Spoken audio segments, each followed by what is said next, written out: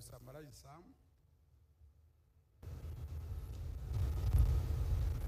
That's in the outline. We go. Here we are just saying that the population is the largest peacetime national operation to be taken. And that statement is very important. Peacetime. Countries that don't have peace never conduct censuses. Now, all corners of Uganda are peaceful, and we managed to conduct this census successfully. Thanks again to the stewardship of your government, Mr. President.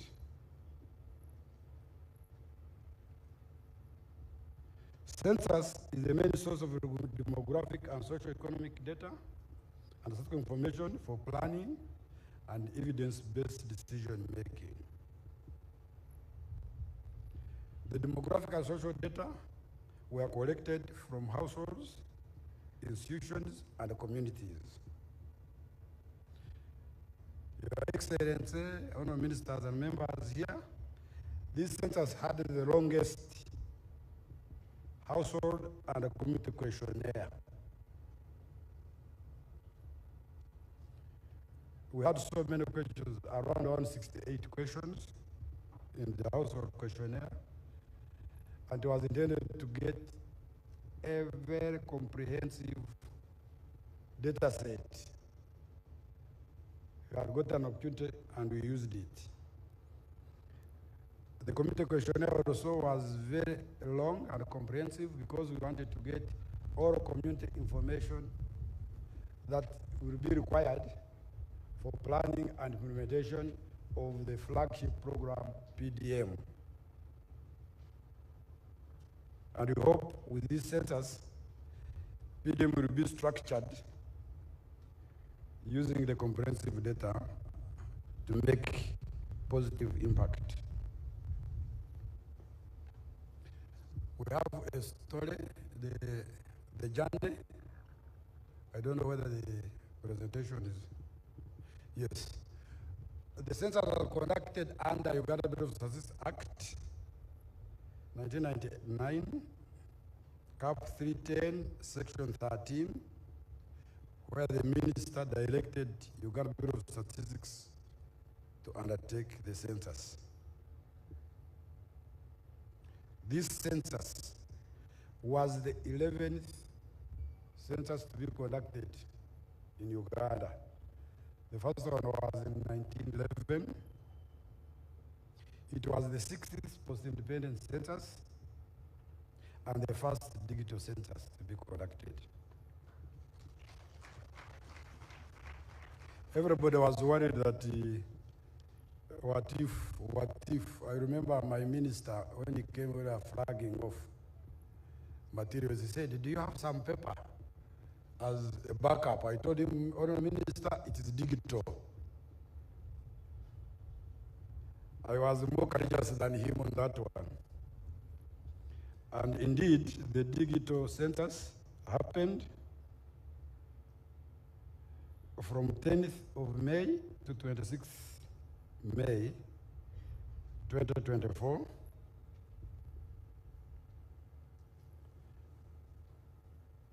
We visited 11 million households.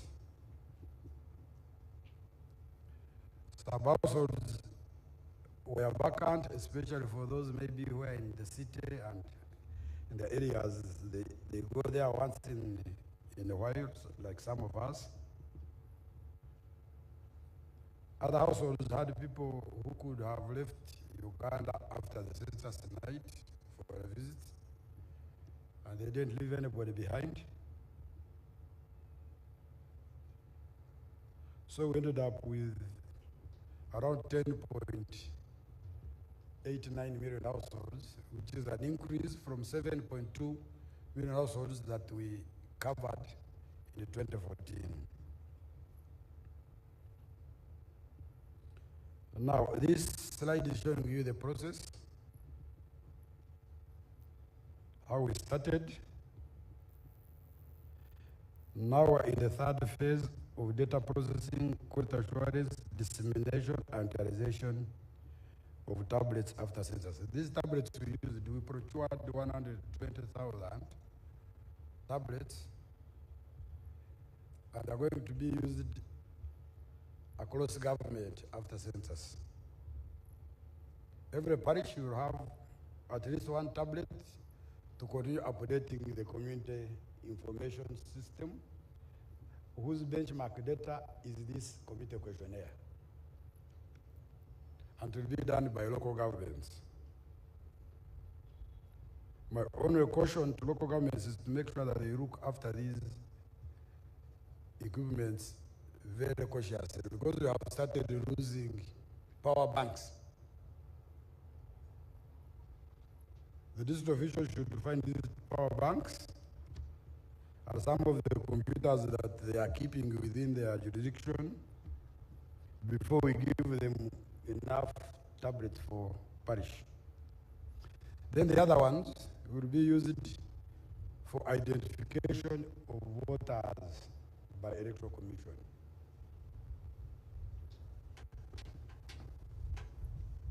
We shall use some in updating births and death register by NERA. And the rest will be used for our usual census operations. So, we did door-to-door enumeration.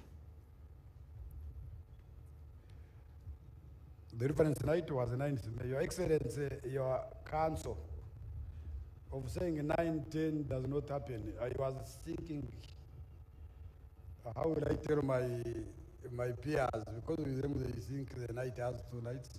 But it came to reality when that day came, I saw everybody knew it was 9th, and it was actually 9th.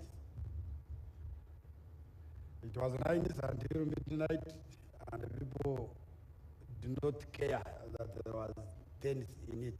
But we started that reference night.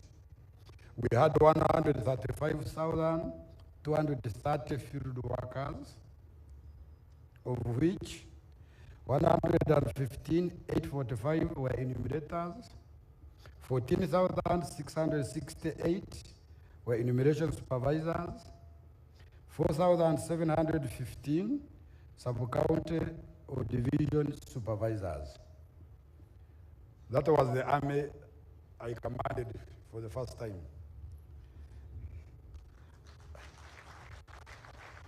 And they are being supervised by the group, the DCCRs and the DCOs, under the direct supervision of the census committee at the district. We had 5 sets of questionnaires. Household questionnaire was the longest. We had institutions questionnaire, which the forces used, and also those who are in schools and hospitals, and the mines, those who are in camps. Then accommodation questionnaire, this one was mainly used in hotels. We had a floating questionnaire which was used only once at the census night. There are those who are saying we are never counted, yet we counted them floating on the streets of Kampala, wherever in the cities. And then the community questionnaire.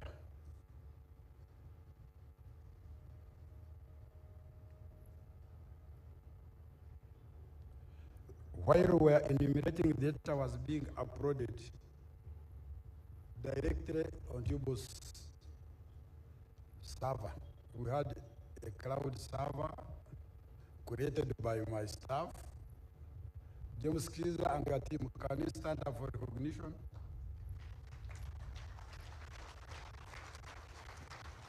The digital solutions team. While we procured they call it hyperconvergence, we could not rush to it before we know. So we had a protected cloud server, and I think we are the first national security office to do that while conducting census. And that data has safely been evacuated to the servers that we have, and also protected somewhere. We have a backup. We had special areas that were covered by Uganda Prison Services, Uganda Police Force, UPDF, Ministry of Foreign Affairs for diplomatic missions, OPM, enumerated refugee settlements, and had island and offshore communities and cities. Cities became a problem, Your Excellency. Especially Kampala, we classify Wachiso as a city, Mukono. To the extent that on the fourth day we noticed problems, and I had to deploy special forces. I remember consulting General Mugume, but he said, right. I consulted the Afande Bene, he says, right. And the Nanga here.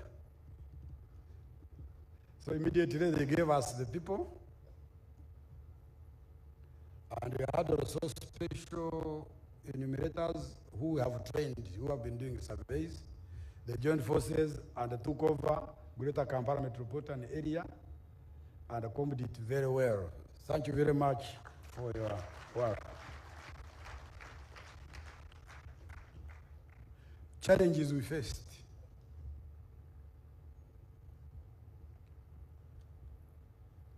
Hard to reach areas.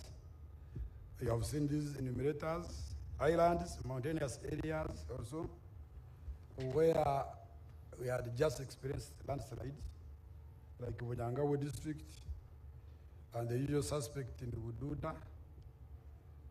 It was hard to reach. Yeah, that lady is here, that one. The one they have not brought. She's called Sharon Aveno. That is in Galilaya.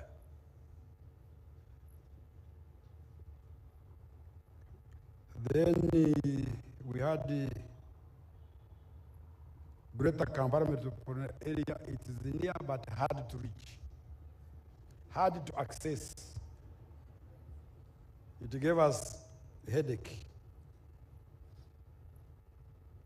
We also had a problem of failure to access households. Some households negated in the gates. There was one who, I think, was it a police officer who was beaten by a dog? Prisons, yes, in Changa. And another lady in Nakawa. Then unavailable respondents, especially single persons households, the householders who wake up very early, come back late. So those are the 0.8% that we could not get information from. We had the refusals. The biggest culprits were religious cults. And these cults are mainly predominant in Busoga region, almost all districts in Busoga. But their grand cult is in Mayuge. They call themselves Ngiri Nkaru. But they have very conk gospel, more than the one of Apostle Serwada. Those ones would say we are counted by God, we can't be counted and submit to the earthly people. But these ones, again, police cracked down on some of them, they arrested them. Some accepted to be enumerated, others completely refused. And there are those who deliberately refused for unknown reasons. We also had a problem of geography,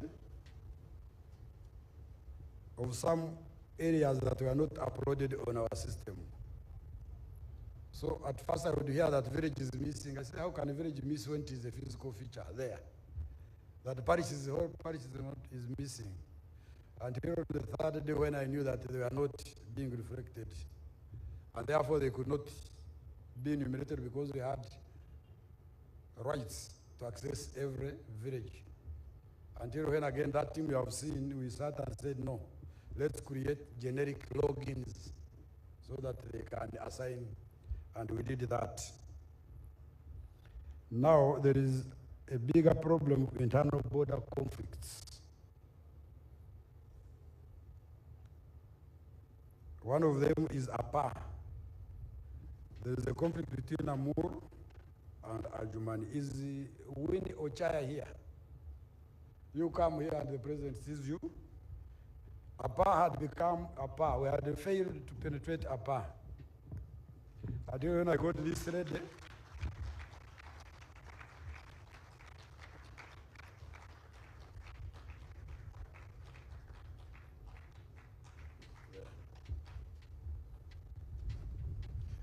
Winnie Ochaya volunteered to be a coordinator. He told me I would penetrate.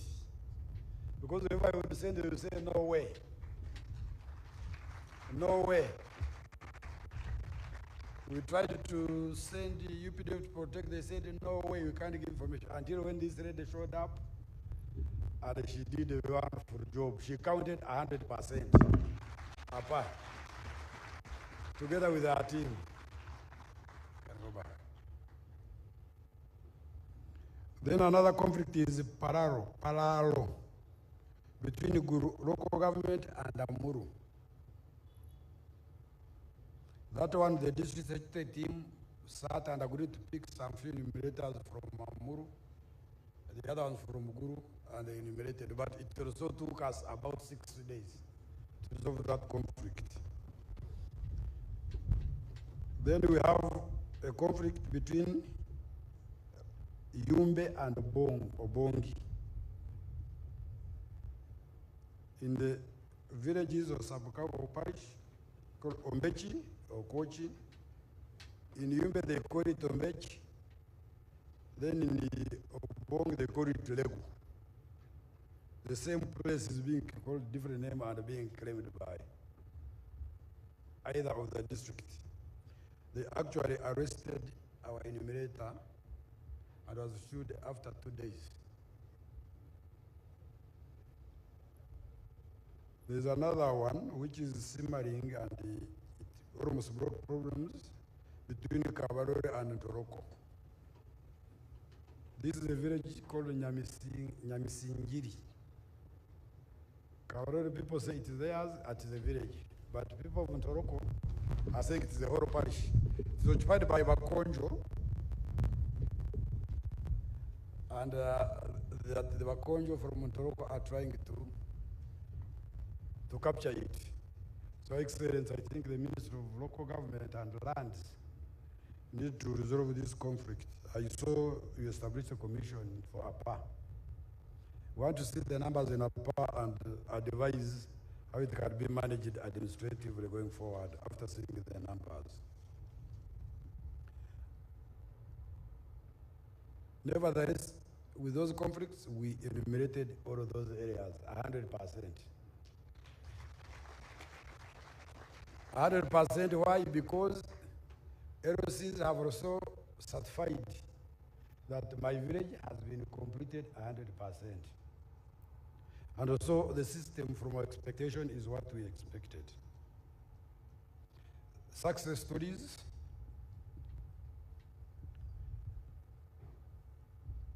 When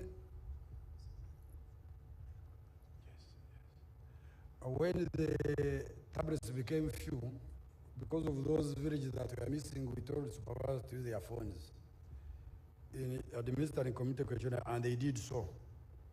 So that's one of the success stories. The comprehensive questionnaire has given us a lot of data. This time you have good data on mental status of the country. The Minister of Health will have a lot of work and the community involvement officers. There are many Ugandans who need a lot of counseling and whatever. We are releasing the results exactly 31 days after closing the enumeration. That's a record. And Your Excellency, at the Uganda Bureau of Statistics, we do what we say we shall do. We commit credibly to our promises. People are used to postponement, but for us, once we promise, we deliver on the same day. The cost, the census cost per capita, the cost of one enumerator, of one person to be enumerated was $1.9, compared to $2.1 spent in Kenya, our neighbors. So ours was cheaper than Kenya. I'm yet to get Tanzania. I have my sister here, she'll tell me. I invited the Statistician General from the Republic of Tanzania. She'll tell me the cost they spent and compare, and I suspect ours was cheaper. Data. We have assessed the data quality corrected against the UN Joint Score Index. And you can see that graph. The green block shows you the accuracy, reliability of the data as agreed at the United Nations Statistical Commission. So the standard is 19.27. Now you can see the data of 2014 had 31.08. This one has moved to 26.7, which is closer. And therefore, our data is very reliable, accurate, and robust. We hope UN will not make noise again, that they have better census numbers than ours, because this is very accurate and robust indicator.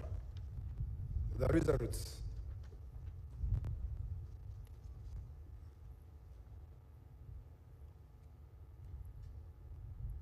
The results. What is the person giving the slide?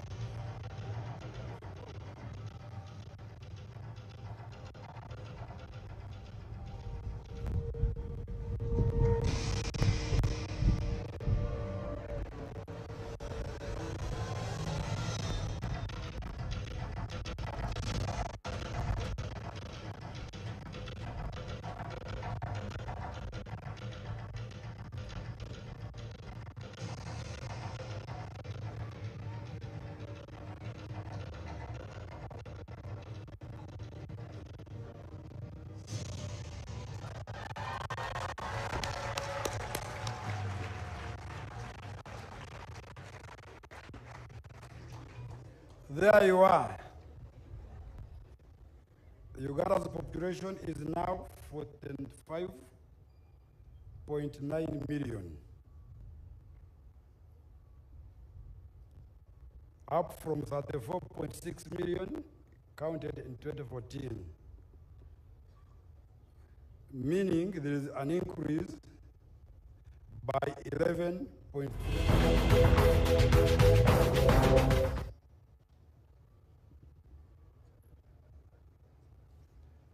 Now that number has refugees. So those are the refugees that were found on the census night in Uganda. 780,061.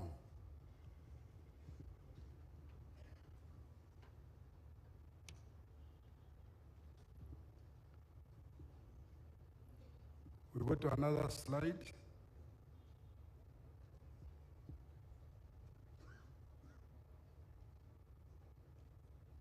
The average household size is now 4.4 persons, down from 4.7 in the previous census.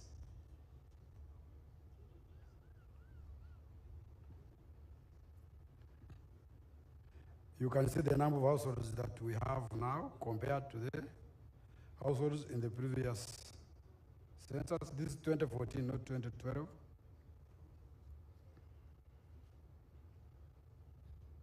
And the growth rate is 2.9%. It has moved from 3%. And this, the demographers will tell us that this is showing the demographic transition we're undergoing. And this is one indicator of development progress that we are making. The family size is becoming smaller.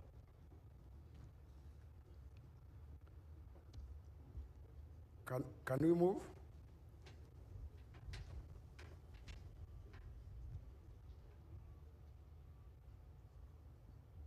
So this one shows us the trend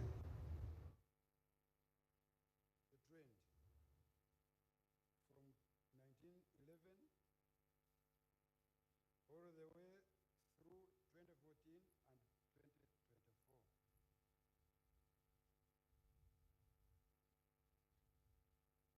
It is apparent that every year we add 1.13 million people.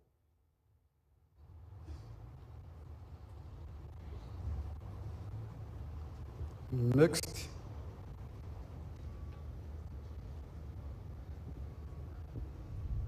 This is the sex. By sex,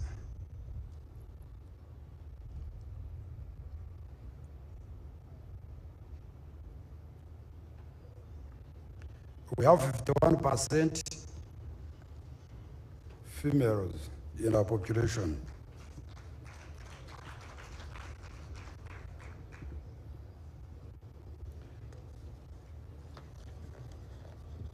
The males are fewer. If that one gives a chance to a person to do something, I don't know.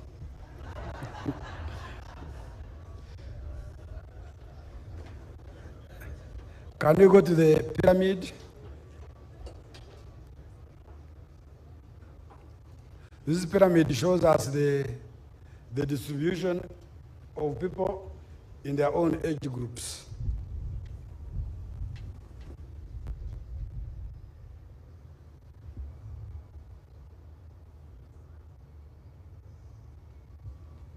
The one in blue are males, then the other one, the other color, are females. And you can see it is normally distributed. We have many younger people from the age 0 to 17 years is 50.5%.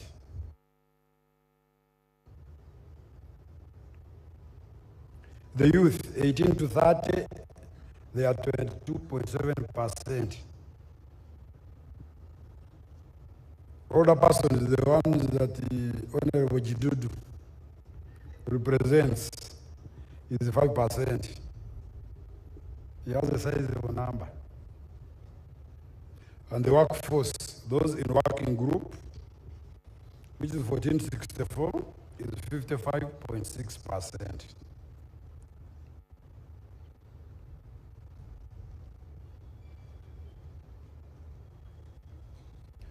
This one, the population growth, is it? What is it? Distribution. That one, academicians will discuss it. We go. We move. We go to population in cities. In the cities. Yes, here you are.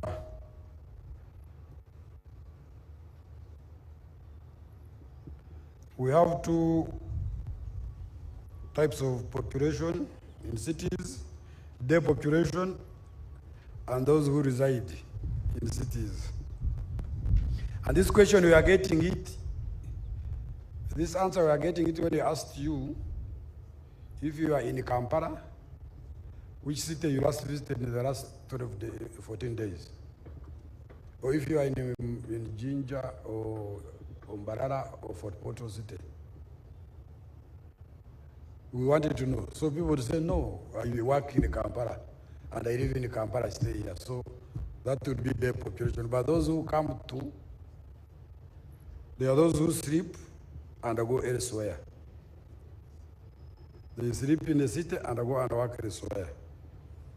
And the other way around.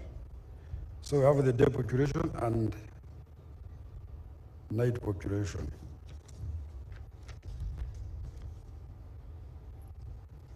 We'd like to conclude. I had already thanked the government.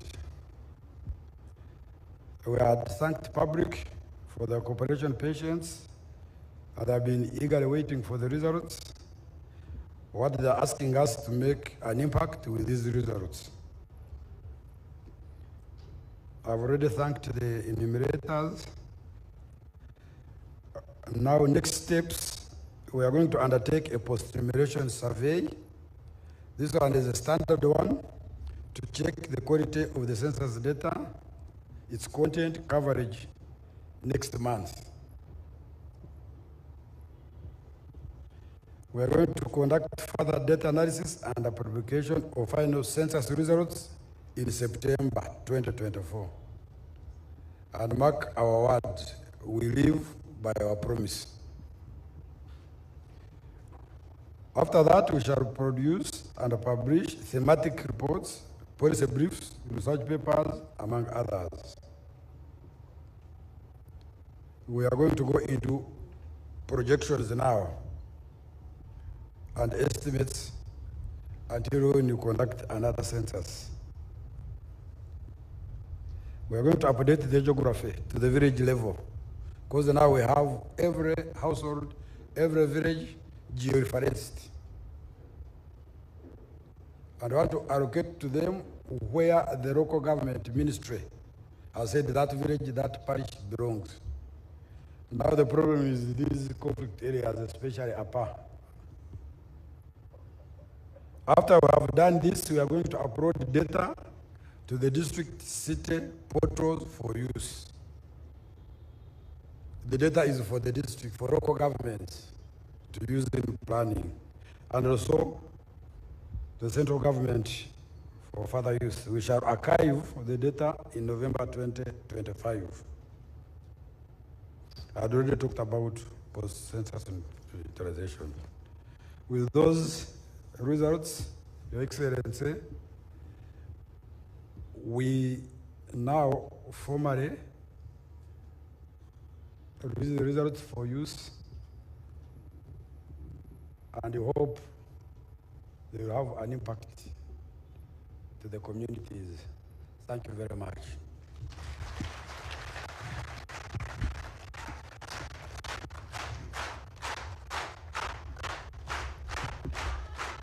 Thank you very much, Dr. Chris Ndatira. Another big round of applause.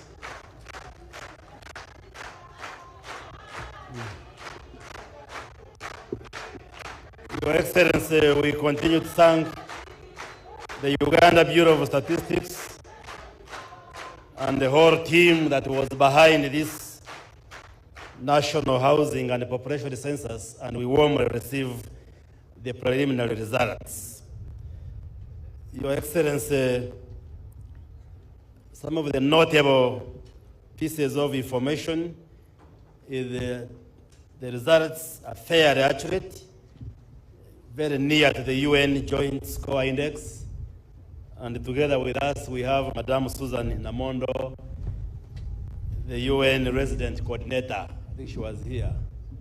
And the other heads of UN agencies, UNFPA, I think UNICEF, maybe the heads of UN agencies could stand for recognition, since the Census Commission has said you must be happy that the index, the UN index, is close to what we have also achieved. Your Excellency, the results show that the population continues to grow, and it is high fertility that facilitates this growth, although we see that Ugandans are continuing to make a decision to have a manageable family size, because the household size has reduced from 4.7 to 4.4, meaning when you do the analysis, even the fertility will show it is coming down, and that means we are making steps in the demographic transition. Your Excellency, Dr. Ndatira said the annual population growth rate has dropped 2.9%. I was doing some demographic computations. This means the population doubling time is 24 years. At this rate, the population doubles every 24 years, from my knowledge of demography. Lastly, Your Excellency, the results indicate and confirm what we know, that the population of Uganda is largely young people. Children and young people constitute the biggest segment of our population, and that is significant in terms of planning and budgeting for this country. And also, as we all know, the females are more than the males. Your Excellency, at birth, more males are born compared to females. Actually, the sex ratio at birth is estimated that for every 100 females, there are 105 males who are born. But in life, more males die compared to females, for biological, social, and environmental reasons, which if we had time would tell you. And the results have confirmed that the females are more than the males, although at birth we produce more males than females. That is also a statistical and demographic fact which we know. So we shall continue to discuss and explain these results to the population. But now, like the Commissioner has said, what remains is now to do deeper analysis, because there were many questions which were asked. They will be analyzed, and then we get a detailed report that answers many of the questions which were asked, so that we see the very many variables that we shall get, because the census is supposed to give us the number and also the characteristics of the population that lives in this country. On that note, may I invite the Honorable Amos Rugorobi, the Minister.